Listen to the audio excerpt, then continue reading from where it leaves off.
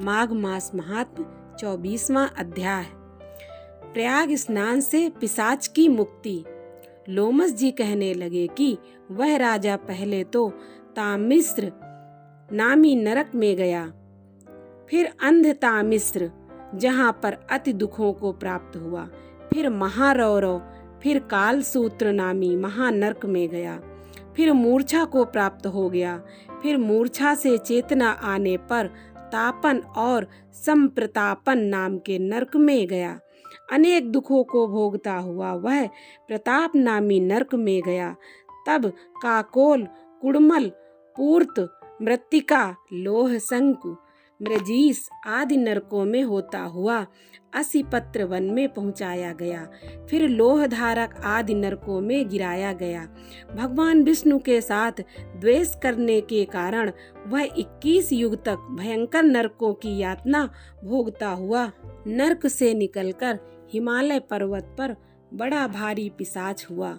उस वन में भूखा और प्यासा फिरता रहा। उसको मेरु पर्वत पर भी कहीं खाने को नहीं मिला और न पीने को जल। होत व्यता के कारण वह पिशाच घूमता हुआ एक समय प्लुत प्रस्थवन नाम के वन में जा निकला। बहेड़ के वृक्ष के नीचे वह दुखी होकर हाय मैं मरा, हाय मैं मरा ऐसे जोर जोर से पुकारने लगा और कहने लगा, भूख से दुखी मेरे इस जन्म का कब अंत होगा? इस पाप रूपी समुद्र में डूबते हुए मुझको कौन सहारा देगा?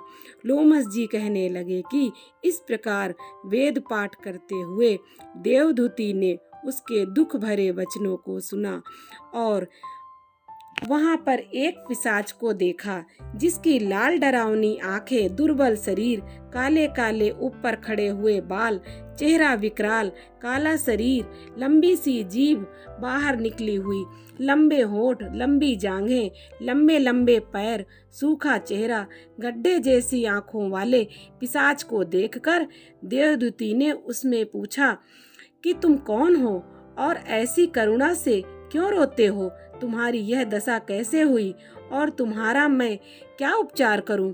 मेरे आश्रम पर आ जाने से कोई प्राणी दुखी नहीं रहता और वैष्णव लोग आनंद ही करते हैं। सो हे भद्र, तुम अपने इस दुख का कारण जल्दी कहो, क्योंकि विद्वान मनोरथ पाने के लिए विलंब नहीं किया करते। ऐसे वचन सुनकर प्रेत रोना बंद करके विनीत भाव से कहने लगा कि हे द्विज, किस बड़े पुण्य में मुझको आपके दर्शन हुए हैं। बिना पुण्य के साधुओं की संगति नहीं होती। फिर उसने पहले जन्म का वृत्तांत कहा कि भगवान विष्णु के द्वेष के कारण मेरी यह दशा हुई है। जिस हरि का नाम यदि अंत समय में मनुष्य के मुख से निकल जाए तो मनुष्य विष्णु पद को प्राप्त होता है, जो सबका पालन करता है। उसी से मैंने द्वेष किया। यह सब मेरे कर्मों का दोष है, जिसकी ब्राह्मण तप द्वारा प्रार्थना करते हैं। ब्रह्मादि देवता, सनकादि ऋषि जिसको मुक्ति के लिए पूजते हैं, जो आदि मध्य और अंत में विश्व का विधाता और सनातन है, जिसका आदि मध्य और अंत नहीं है, उस भगवान के साथ मैंने द्वेष किया। जो कुछ पुण्य किए मैंने पहले जन्म में किए थे, वह सब विष्णु की द्वेष रूपी अग्नि में भस्म हो गए।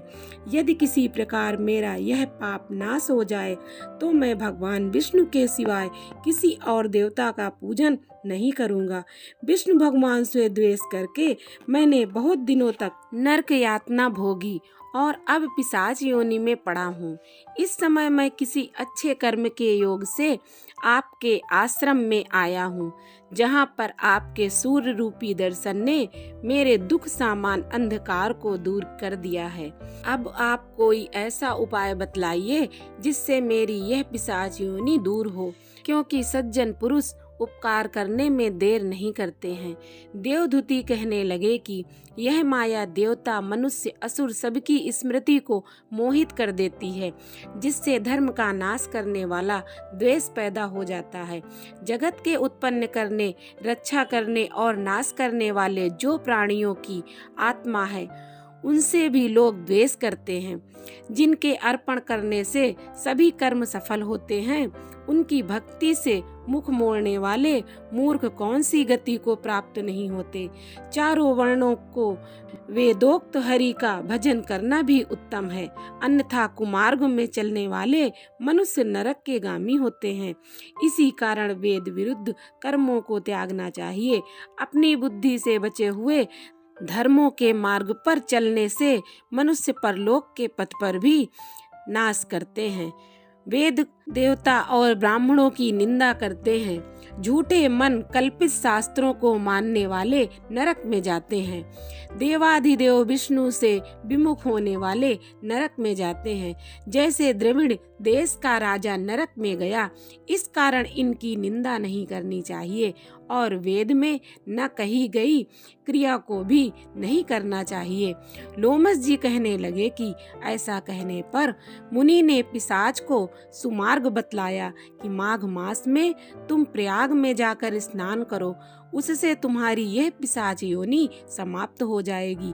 माघ मास में प्रयाग में स्नान करने से मनुष्य पहले जन्म के सब पापों से मुक्त हो जाता है।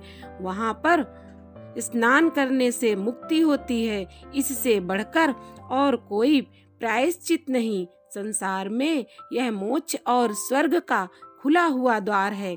गंगा और यमुना का संगम त्रिवेणी संसार में सबसे उत्तम तीर्थ है। पाप रूपी बंधन को काटने के लिए यह कुल्हाड़ी है। कहाँ तो विष्णु सूर्य तेज गंगा यमुना का संगम और कहाँ यह तुच्छ पाप रूपी तृण की आहुति।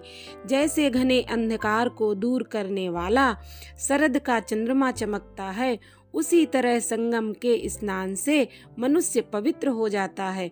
मैं तुमसे गंगा यमुना के संगम का वर्णन नहीं कर सकता, जिसके जल की एक बूंद के स्पर्श से केरल देश का ब्राह्मण मुक्त हो गया।